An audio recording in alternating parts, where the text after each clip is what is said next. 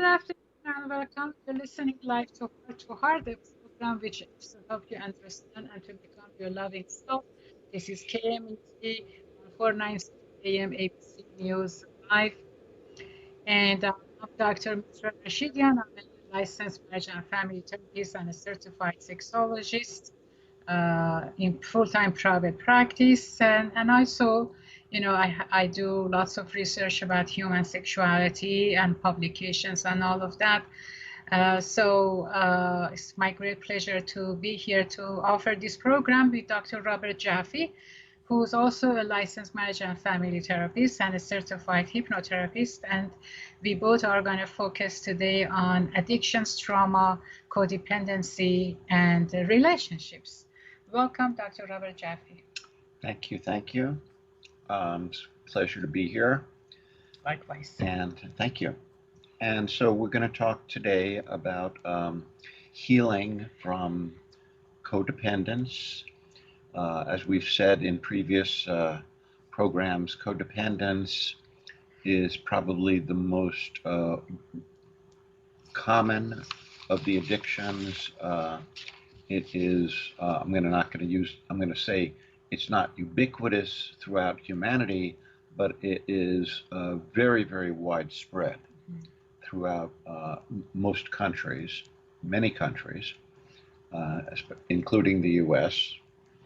And that codependence is therefore the most common addiction, and it's also the addiction that is least understood by people. And it's not labeled an addiction by people. Most people would not say that I am a codependent in recovery. Right. Whereas with other kinds of addictions, people would say, I'm an alcoholic and I'm in recovery. I don't drink. Or I am a sexual compulsive in recovery. Right. I mean, you said it at the beginning of the program. It's because codependency, usually it is not referred to as an addiction, right? Mm-hmm. And the other thing that I like to add to, codependency is not just limited to Western, communities or countries. As a matter of fact, those who share collective, those collective cultures, right? Mm-hmm. They actually have probably a deeper level of codependency among them. I mean, not everybody, but Yes. it's more very, more very, practice, very more prevalent. experience. Yes. Yeah, very prevalent. Right. Yeah. And so tell the audience, if you will, the difference between our individualistic culture and a collective culture. Absolutely. And I think that's very important. Individualistic cultures, such as Western societies, primarily the culture, promotes individual preferences, individual activity, and people are not so dependent on family members in terms of their growth when they get to the adulthood, of course, into growth, or they're not dependent on their family members financially or for emotional support. Pretty much, they go on and they explore the world, and they find themselves in life, Mm-hmm. and their way in life. And it's easy for them to move away from family members for the purpose of education and for the purpose of finding jobs and marriage. So that kind of dependency, that kind of enmeshment among families in Western societies are probably the least that happens or exists in the whole world globally. Mm-hmm. Whereas in collective society, as the name implies, collective means togetherness. That means the family members have such an emotional and physical bond together. And they stay very much nearby each other. Everything they want to do, they have to consult with each other. They go through the eldest in the family. And permissions and control is more apparent among these family members. They're so enmeshed that getting away from that enmeshment, it's such a a challenge for those who feel the need to do that, right? For example, I come from a collective society. That's where my background is.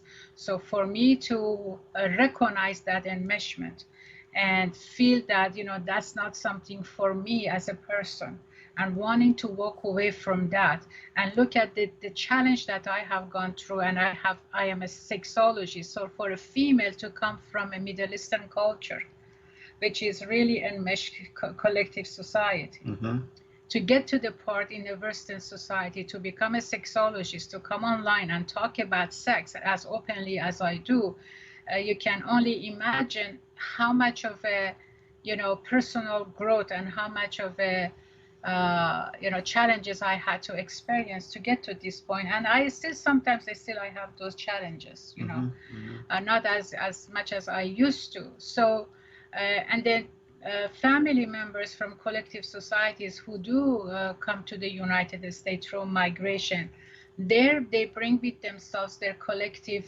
culture. And even here we see that among Asians, among Middle Eastern, among other nations with collective background, we see that enmeshment plays out here and creates such a challenges for their second generation, for even the children of the first generation, and as to how to blend and how to acculturate within the mainstream culture, which is the Western culture, right? So collective cultures, basically, they have more control over each other. And for the most part, I have to say this, for the most part, it works for them. They believe that this is a healthier way of life. And for so many benefits, there are actually some benefits in it. It's not like it's not bad at all. There are so much benefit there, like that togetherness and that support that they get. We don't see that in individualistic cultures. Somebody from collective culture, they never feel alone. Okay, they never go out of support. They never go homeless. They always have somebody to take them in. And that is beautiful. That is great. When they get sick, there is always somebody to look after them. So there are so much benefit of when it comes to have a life as a collective, within a collective culture. What sometimes gets in a way is that when a person in a collective culture feel like they are trapped within that society, within that kind of a lifestyle. And then so that's some of the challenges. And then when that person feels like there is no way of personal growth, in other words, to be who they are or who they want to be based on the value system and the norm of the culture that they have, it becomes challenging for them to walk away. Part of that collective society, is marriage within family members, or arranged marriage, or things like that, or limitation for women as to how much they can function in society, how much of their time and value system belongs to their family. So these are some of the things that can get in a way. Right? Great. So that's in short, about the differences in collective culture and individualistic cultures. In individualistic cultures, people pretty much, they can separate from their family of origin without having that much of a limitation. Right. And it's actually promoted. Thank you. My pleasure. That was very enlightening. Thank you. Thanks for asking that. Yeah. So and then one more thing is that, so we see that how codependency is actually apparent in collective cultures. Yes. Right. Yes. Exactly. Yeah. So codependency, we're terming it an addiction. And so if people say, okay, well, if it is an addiction, then what am I addicted to if I am a codependent? And what we're addicted to as a codependent is getting the validation from other people that tells us that we're okay. And so that validation is so important to us that we often turn ourselves into a pretzel in order to get that validation. Exactly. Yeah. Or another way of saying it is we try to conform to the other person's needs and expectations of us.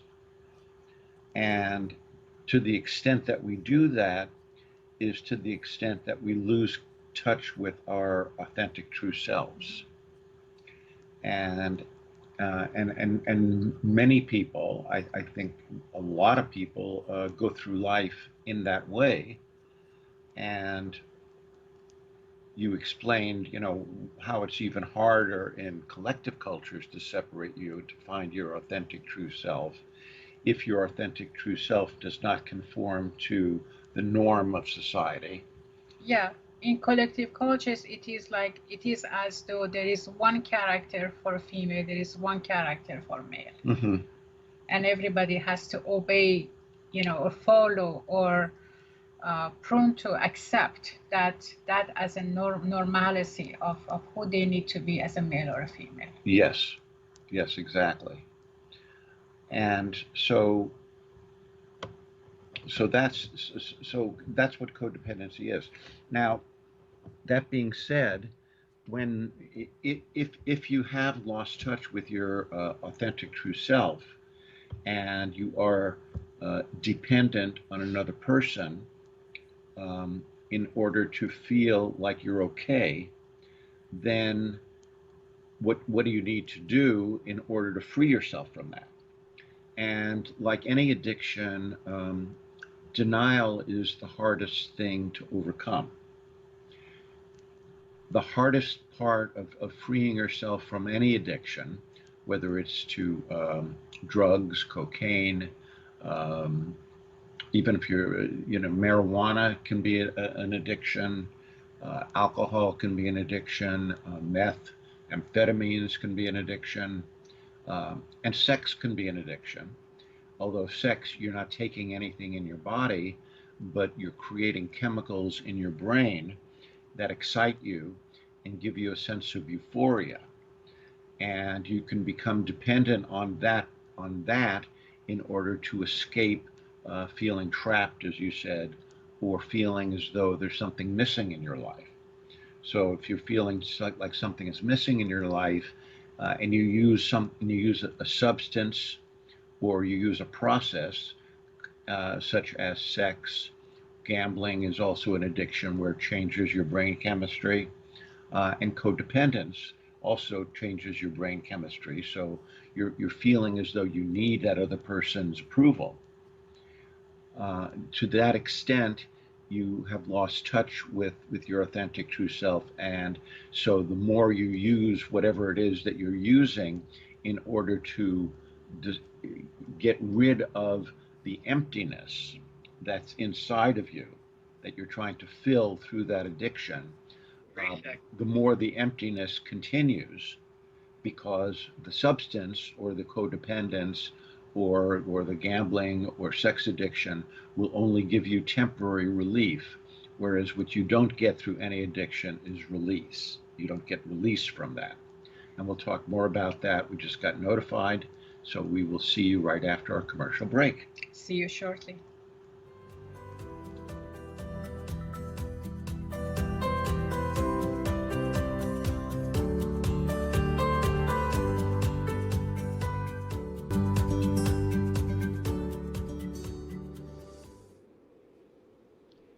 Welcome from our commercial break. This is Heart-to-Heart program at KMET 1490 AM ABC News Radio. Dr. Robert here of a program of codependency, addictions, trauma, impacting relationships. We would like to hear from your experience. If you know of something that's, you can relate to what we're talking about, we would like to know from your real life. Your narrative, your story is important. This is how we put theory into practice. When you tell us, you share with us, what's going on. And you can call us at 951-922-3532. You may also visit us at our YouTube, heart-2-heart.online/YouTube. And please do introduce this program to those that you believe may benefit from listening to our show. And again, we thank you for spending your hour with us. Dr. Robert Jaffe. Yes, thank you. Sure. So we were talking about codependence, and we were talking about codependence being the number one addiction, and the basic issue in terms of resolving any addiction is denial. Right. Denial says it's not true. I don't have that problem. That's the basis of denial. Denial says no. I just want to please my partner, and there's nothing wrong with that. Denial says I drink, but I don't really get that loaded, and only occasionally do I drink too much. So no, I'm not an alcoholic. Denial says yes, I like to sleep with a lot of different people, and it's just because I like variety. It's not because I have a sexual addiction. So denial means that we use our smart brain to hide from the truth, from ourselves and from the world. I do have a client that actually, he smokes marijuana significantly, and he drinks, occasionally significantly. Mm-hmm. But he says, no, I'm only when I'm anxious, I smoke marijuana. When I'm tired, I drink. So I'm not an alcoholic. I'm not, an addict. Right. Right. Right. And he gets angry when I bring it up. Yes. So, yes. And often people do get angry when you talk about anything that's an addiction, because the addiction to the person is their protection from feeling uncomfortable feelings. Yeah, and actually, this is, what we call it. I was looking at the program, self-deception. Self-deception, yeah, another way of saying denial. Right. So what we discover is that people will defend their addictions because they feel as though if you take away their addiction, they're going to be stuck feeling miserable. So your client, rather than saying, I get anxious and I don't have any idea why I get anxious, and I'm not even interested in finding out, all I want to do is feel better, and therefore the marijuana works for me, it makes me feel better, that person is in denial and justifying the denial by saying, I don't care where the anxiety comes from, I just want to get rid of it. Right? Yeah, he says it makes me feel good. Yeah. And we as therapists are not here to moralize. Right. And so we're not here to say, well, it's bad for you, you got to get rid of it. But we are here to help you look at the reality and the truth of what's going on. And if you're smoking marijuana 3, 4, 5 times a day, and you enjoy it, and you don't notice anything negative going on in your life as a result of it, you have you have work that's satisfying, your relationship isn't suffering, your kids don't you feel like you're still a good parent, nobody's complaining. Who are we to say that that's not good for you? Right. And especially now marijuana is legalized. So but the bottom line is people usually don't go into therapy because there's no problem, right? And so, but often they don't know what the problem is. And then we as therapists know that any addiction, whether it's codependence, whether it's drug or alcohol, or process addiction such as gambling or sex, any addiction is usually going to carry with it negative consequences. Right. Right. So going back to codependence. So codependence is yeah, there was a psychiatrist in the 90s, and he was a very bright guy. His name was David Viscott. Those of you who were around during the 90s might have heard him. He was on talk radio. And what he would do is he would do super brief therapy online on the radio with people. When I say brief, well, how much time do you have on the radio? You got a couple of minutes, and then you got to take a break, right? So, but he would get to the root of it very quickly. And so when people would call up and say, Dr. Viscott, I'm a codependent, his answer was always, what do you mean co? And they'd say, well, I'm dependent on, so I'm dependent on my wife, or I'm dependent on my kid, or I'm dependent on my husband. And he would say, you don't have to say co, you could just say I'm dependent. Right. Yeah. Yeah. Because codependent implies that you have a dependency on other people to make you feel good. It comes from outside of you. You don't know how to make yourself feel good. Right. Other than through your addiction. Right. And your addiction becomes problematic when you use your addiction, because what if it turns out that it's not working, and all addictions start to not work after a while, because you need more alcohol to get the same effect. You need to smoke a better grade of marijuana to get the same effect. And with codependency, you need the other person's approval, and the other person may not always give you that approval. Now what? Now you're screwed. So the first part of healing any addiction is working through the denial and getting to the admittance and saying, yes, I have a problem, because when my wife tells me that she doesn't want me to do something, I feel like I'm being controlled. And what does that mean? That means that I don't believe that I have the right to disagree with her and to do what I want to do, assuming that it's not dangerous or it's going to impact her in a negative way. Right? So, but he feels as though he has to, which means that he's codependent on her approval. Right. And then, of course, she's doing the same thing. She's saying, I don't ask much of him, but what I do ask of him, he doesn't do, and I get upset because he doesn't do what I ask him to do. So we get into those kinds of arguments, and all of that belies codependence. Right? We don't have the right to assert ourselves. There's no boundaries between us, and what you do impacts me, and what I do impacts you, and we don't have any separate sense of selves. Exactly.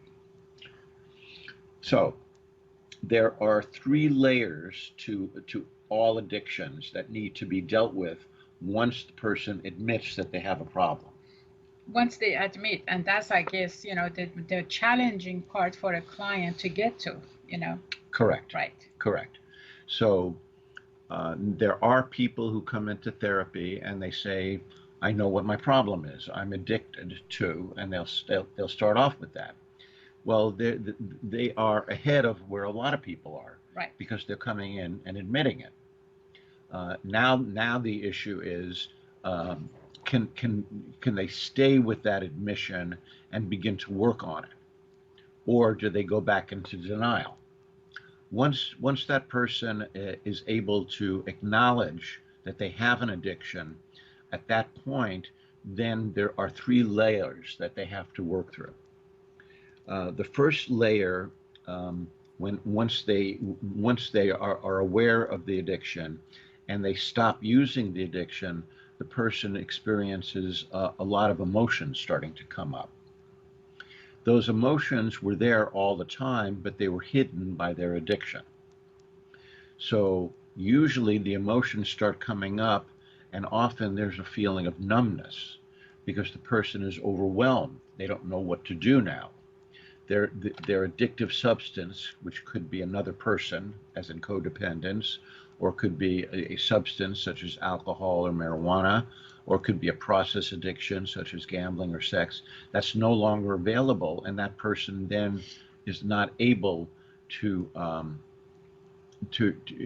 is not able to cope the way they always have coped by using that addiction. So they begin and they start to feel numb. They start to feel uncomfortable, which is pain, emotional pain, um, and and and and then they start to feel some confusion and some fogginess about what's really going on inside of them. And at this point, they're met with a challenge. Now, do I want to keep? Do I want to use something in order to fix the discomfort that I'm having? Those numb feelings, the confusion feeling. Do I want to fix those? And and oftentimes the person will, and therefore their attempt at staying clean, which is the word we use to overcome addictions, is clean and sober. Their attempt gets frustrated because they're not able to get through the first layer, which is, this doesn't feel good. Why am I doing this? So I know that marijuana can be an addiction because I suffered with a marijuana addiction. I smoked marijuana for a lot of years, and I tried to stop, and I kept using it, and then one day I I decided, okay, it's my birthday and I'm going to stop, and I got rid of it, and I stopped, and I stopped for like a whole year, and I felt pretty good because I had stopped the addiction. At the end of the year, um, I said to myself, well, I've proven to myself I can stop, and I don't. If I start to smoke now, I don't have to do it all the time. I can just do it occasionally. So what I did was I got some marijuana and I smoked it on my birthday. And after I took my first inhale, we call it a hit, my first hit of marijuana, I felt that feeling of kind of going up in my head, kind of being in the clouds. I felt a euphoric feeling, and it felt really good. And my first thought was, wow, this feels so good. And my second thought was, why in the world did I wait a whole year to do this? And I had had enough therapy in my life to know that when I had that second thought, I was in trouble because I already liked it. And so the day after my birthday, it wasn't my birthday, but I smoked again, and then again and again and again, and eventually got back into it even more than I was before. So the whole idea of overcoming an addiction is you have to recognize that you can't substitute something else for it, that you have to learn the causes of the addiction, and then dissemble what those causes are, and then get enough support in your life so that you're not relapsing. But you stopped. I did stop finally. Yeah, I stopped finally, and now it's been years since I and actually I live with my sister, and my sister smokes, but she's not an addict. And when I go into the house, I smell it, but I'm not tempted anymore because I don't feel like it's good for me, and my life is much better now without it. So I don't have a temptation to do it anymore.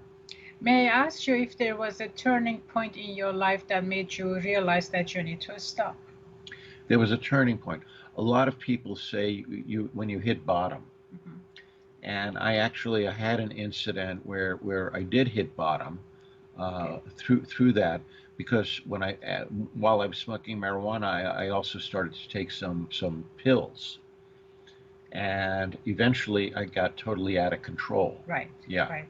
and at that point, You realized it. well, at that point, my life was going in the wrong direction. I saw that things were not working for me. So at that point, I decided I can't be fooling around with this anymore. Yeah. So it was, the key point is that, for the person to realize that themselves. Yes. Without somebody trying to, convince them that their life is going in the right direction. Exactly. Right. And so, there are therapists who say, I won't work with anybody if they're still using. Right. Because the hold that the substance has over that person is pretty strong, and it's hard to overcome. But I don't believe that. I think if the person wants help, even if they're using, uh, even if my voice is not as strong as the addiction, my voice is still better than no voice. Right. So that's the way I look at it. Yeah, I like that philosophy. Yeah. Yes. And I have seen people who have turned around through therapy. I've seen a lot of people turn around through 12-step programs. A combination of the two is the best. I think the 12-step programs are very powerful if the person really involves themselves in it. And psychotherapy with the right therapist can be very powerful as well. So I think you get help wherever you can. And I like to say that I have witnessed, what you have gone through and life, and you have such a strong personality that I have learned so much from you. Oh, well, thank you. Really. So, thank you. So Very we sweet. are at our commercial break. We're at a commercial break. We're going to talk about it after this. Okay, thank you.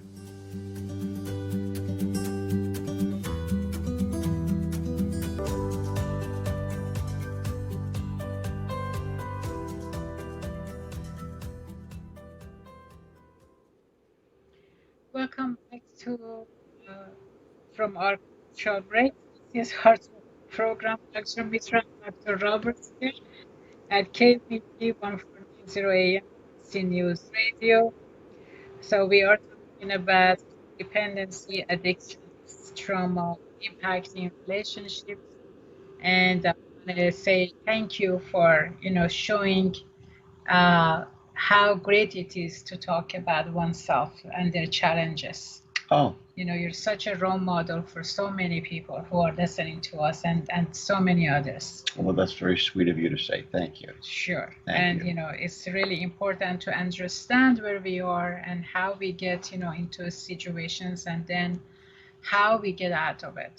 It's called willpower. It is understanding of our true self. It is understanding about what we want out of life for ourselves. Mhm.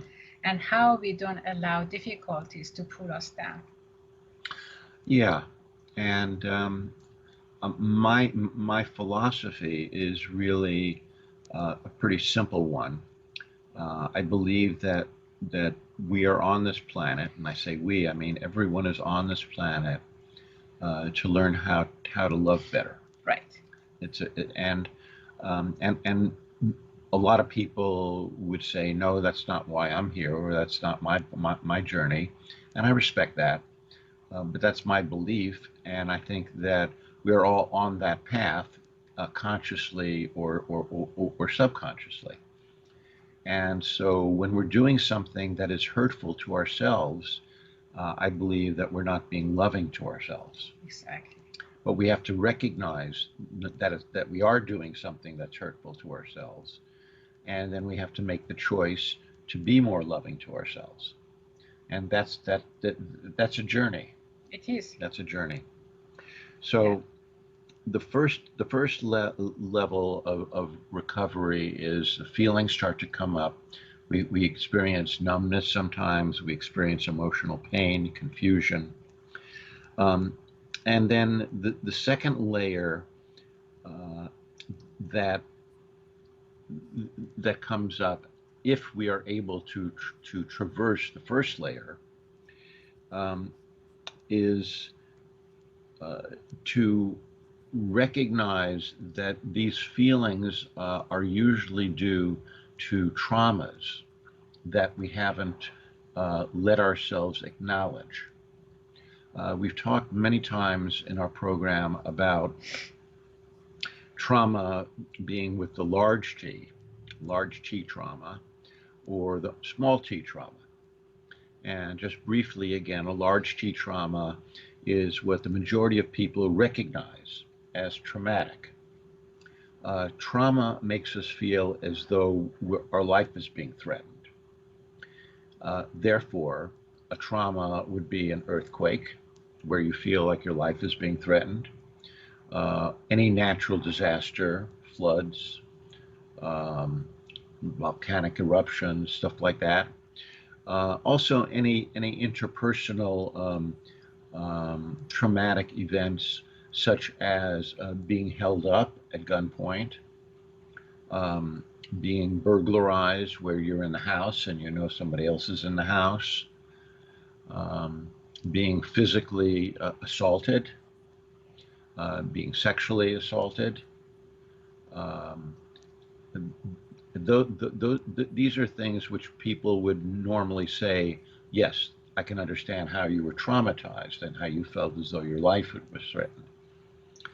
Um, then the small t traumas are so common that most of us experience many small t traumas in our life, and people, because it's so common, people say, "Oh, that's just life."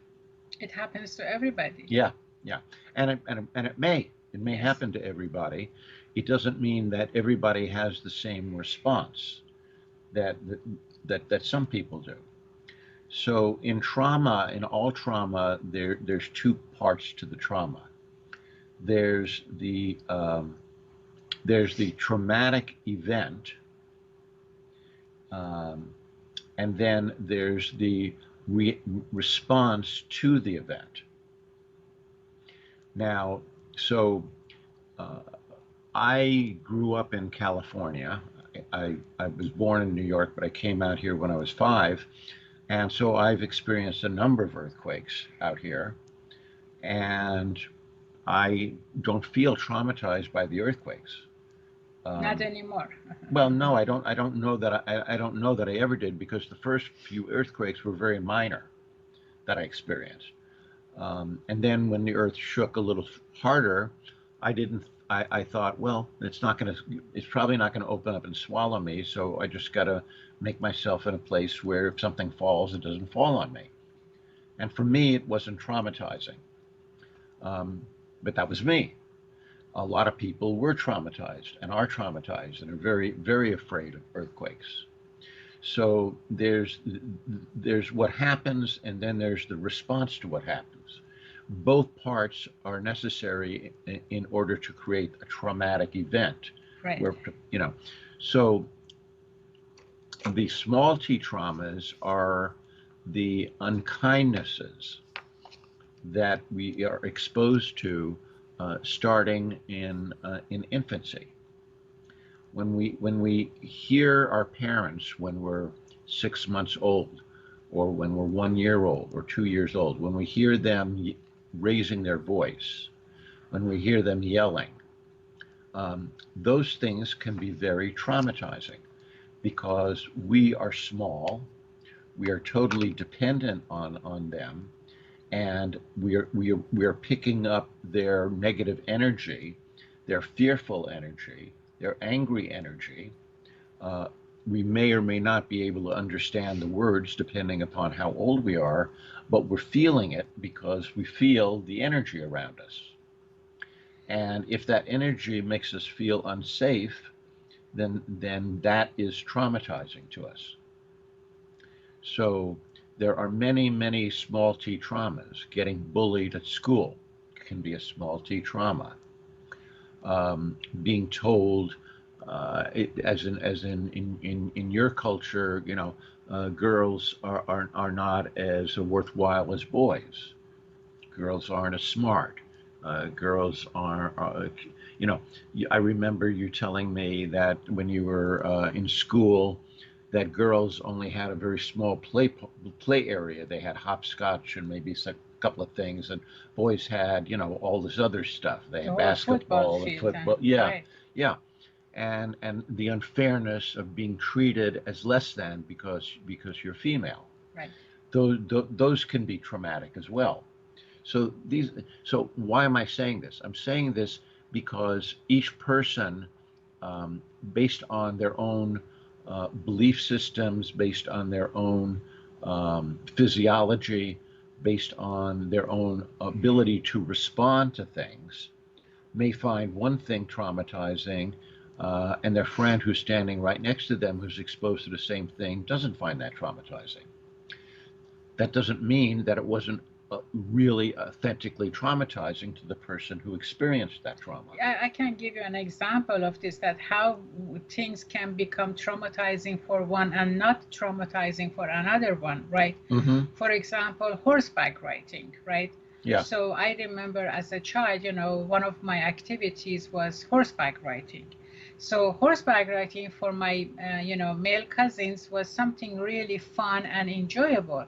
But for me as a female, fearing that I will lose my virginity when I'm horseback riding, all the females, in the field would have told me, "Oh my goodness, don't ride so hard. Don't just be careful. Oh, don't jump up, don't jump down, right? Mm-hmm. Be careful getting on the back of the horse. Be careful getting down." So they made it such a, challenging event, fearful event, that still, the love for riding the horse didn't stop me, obviously. Mm-hmm. But I was always, questioning, how come my cousins, my male cousins, they can just jump on the back of the horse and go fast as much as they want, but I have to be careful. Right.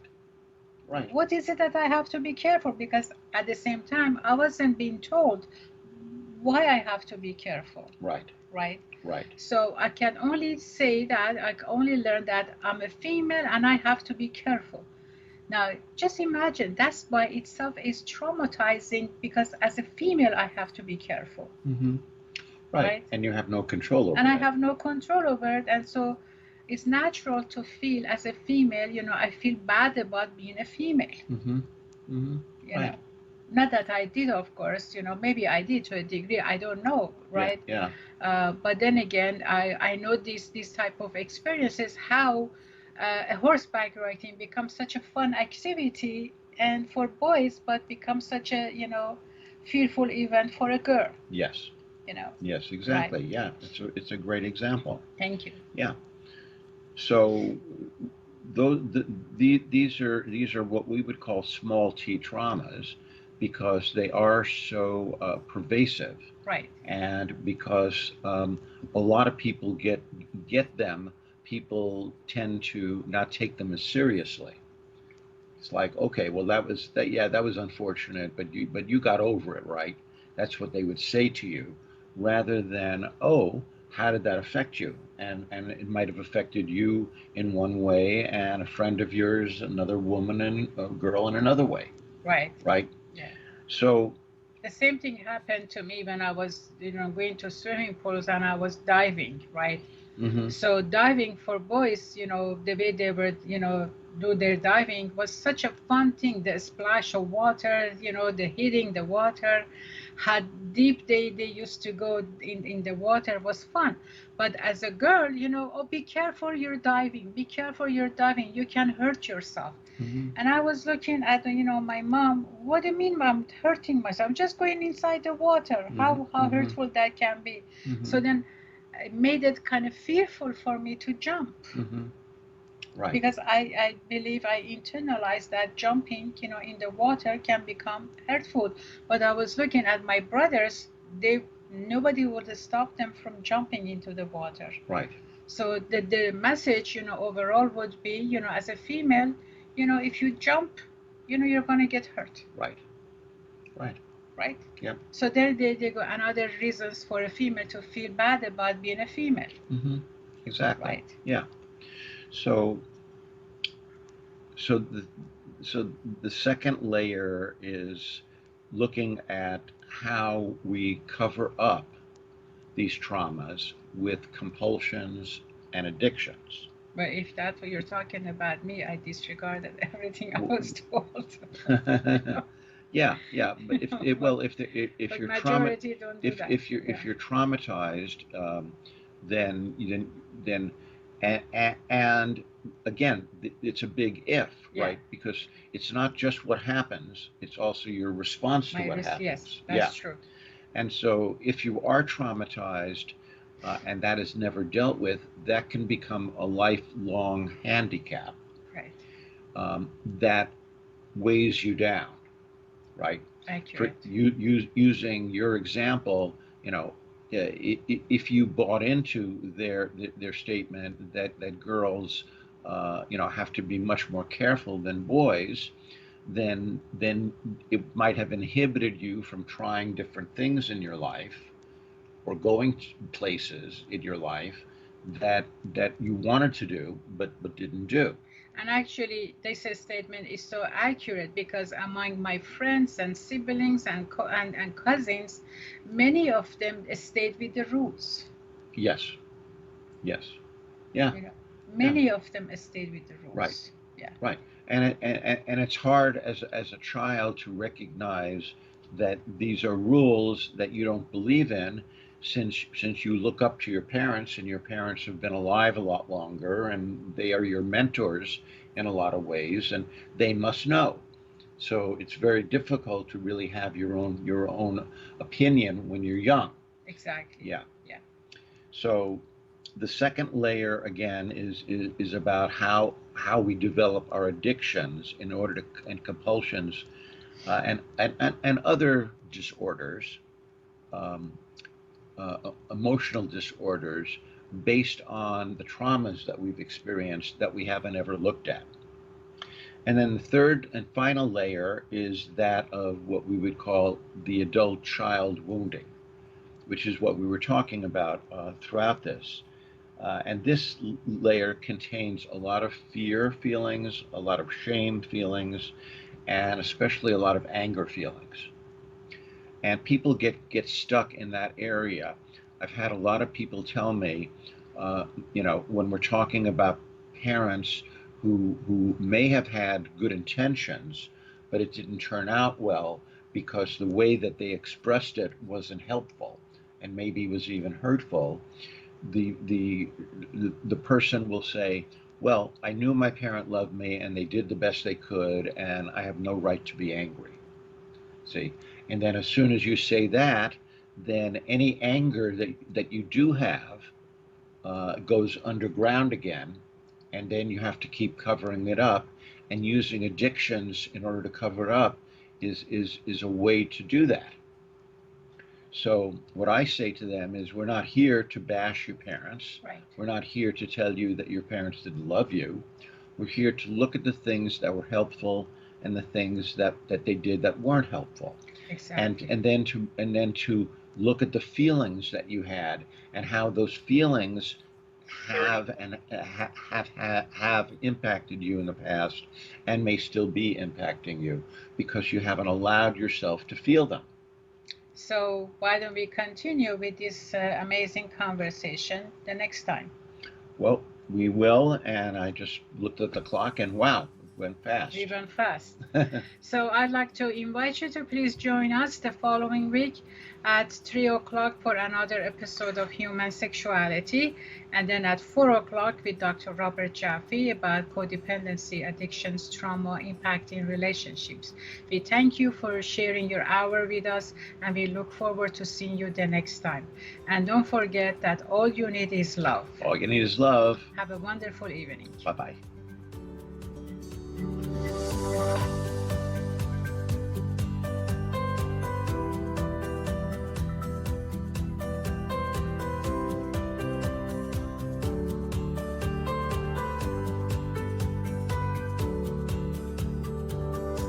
The proceeding was a paid program. Views and claims expressed are those of the program producer and are not endorsed by this station. Opinions expressed are not necessarily those of radio station KMET, its management, employees, or affiliates.